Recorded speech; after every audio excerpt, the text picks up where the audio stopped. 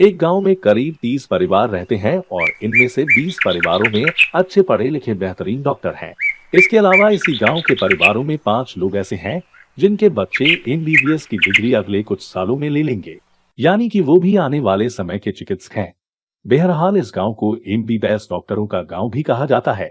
ऐसा नहीं है कि इन्होंने कोई शर्त लगा रखी है या फिर कोई अच्छी मूवी देखकर कुछ ज्यादा ही प्रेरित हो गए हैं। बिल्कुल नहीं। दरअसल कल्याण डोंबिवली के बाहरी इलाके में चिकित्सा बुनियादी ढांचा सीमित है, यानी कि मेडिकल फैसिलिटी सही मात्रा में नहीं है।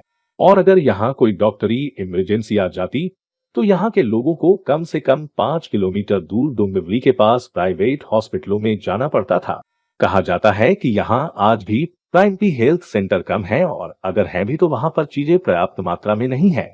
ये सब देखकर काफी मुश्किलों के बाद घरीवली गांव की सफलता की ओर कदम बढ़ाने की कहानी साल 2000 में शुरू हुई, जब संजय पाटिल ने गांव से पहले एमबीबीएस डिग्री धारक होने का मील का पत्थर हासिल किया।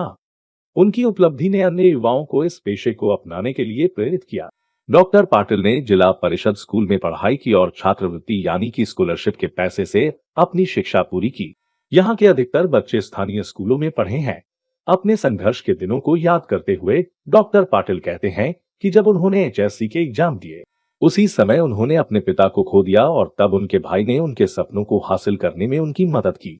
और इसी तरह आज मैं अपने गांव के युवाओं की मदद कर रहा हूं।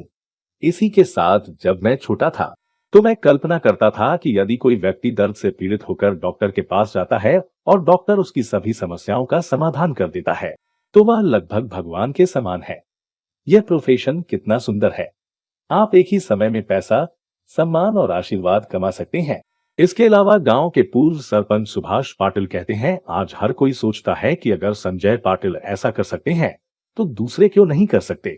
इसी तर्ज पर सोचते हुए अन्य लोगों ने भी अपनी मेडिकल शिक्षा पूरी की है।